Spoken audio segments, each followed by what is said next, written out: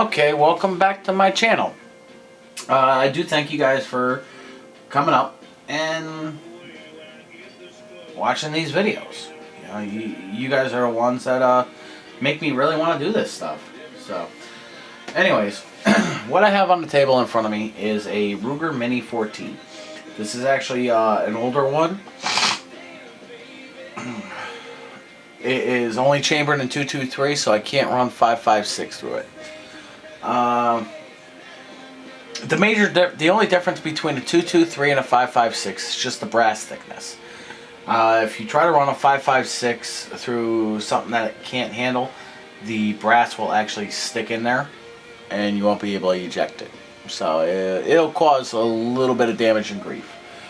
Well, anyways, I figured I would do a complete disassembly on this rifle. Yeah, sounds good. So, now, it's going to probably be a two-part video. One part is going to be the disassembly, and then the other part is going to be the assembly process. So, hopefully you guys stick around and watch it, and yeah. Well, as you always know, the first thing you want to do is to always check. Now, unfortunately, because of the scope, I'm not going to be able to show it on camera, but as you can see, the bolt is locked back. There's no magazine in it. There's not a round in the tube.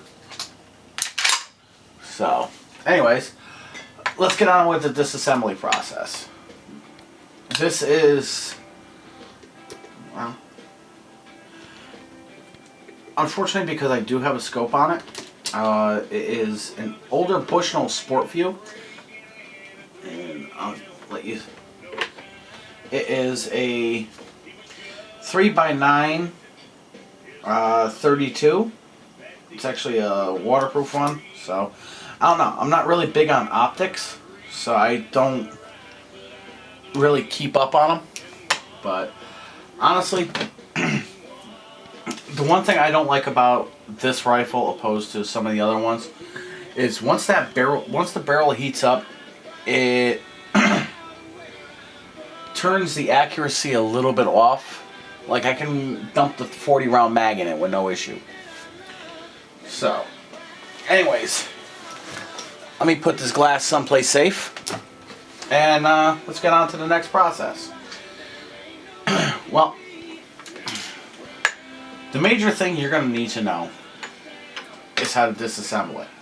And that's easily done by either taking a punch or a screwdriver, and in the back of the trigger there is a hole right here.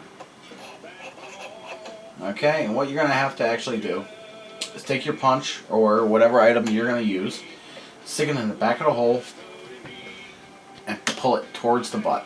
I mean, some are a little bit looser than others. Unfortunately, mine isn't. It's still very tight. Lift up on the trigger guard, and that comes right out. That's at least half the battle, right? Okay. Next thing. You are going to take your rifle, hold your stock with one arm or one hand, lift up on the butt of the rifle. Stock comes completely off. Let's set that someplace safe for right now. Let's get back to this. Well, what you're going to have to do next is pull out on the spring a little bit. You're going to have to keep tension on it, otherwise it will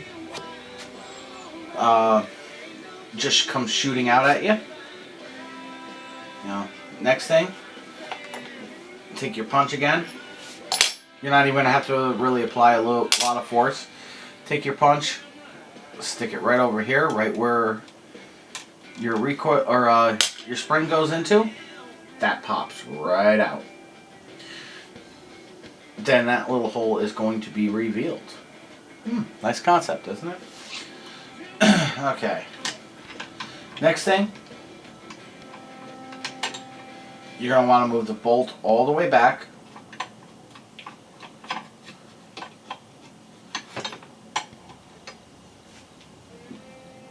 Disconnect it from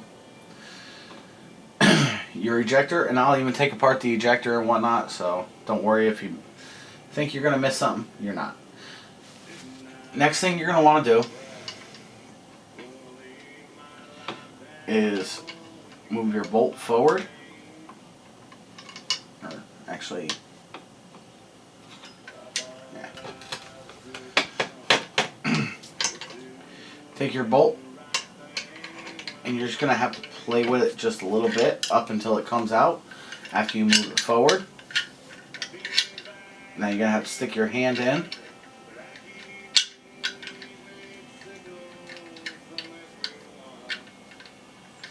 And like I said, you're just going to have to play with it just a little bit.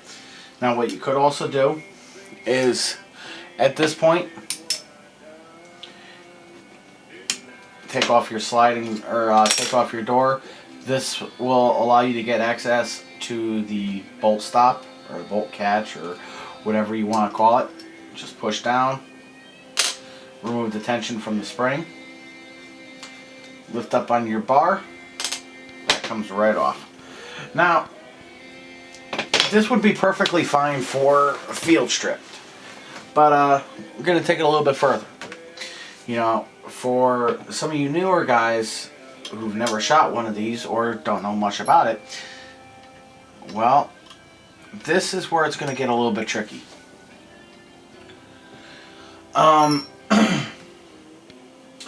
What you actually have to do next, and you know, this is if you really want to break it down and give it a really good cleaning, because what I like to do is almost every time I shoot it, I mean, yeah, a lot of times it may not be needed, but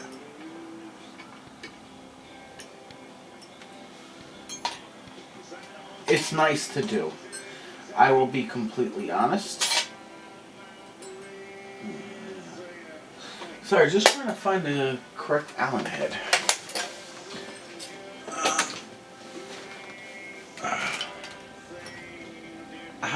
There we go. It's hidden by my cigarettes. On the front of your rifle,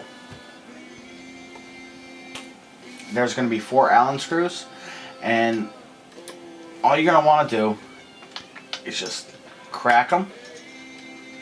Just apply a little bit of force, because you are going to have to tighten these back up after you're done.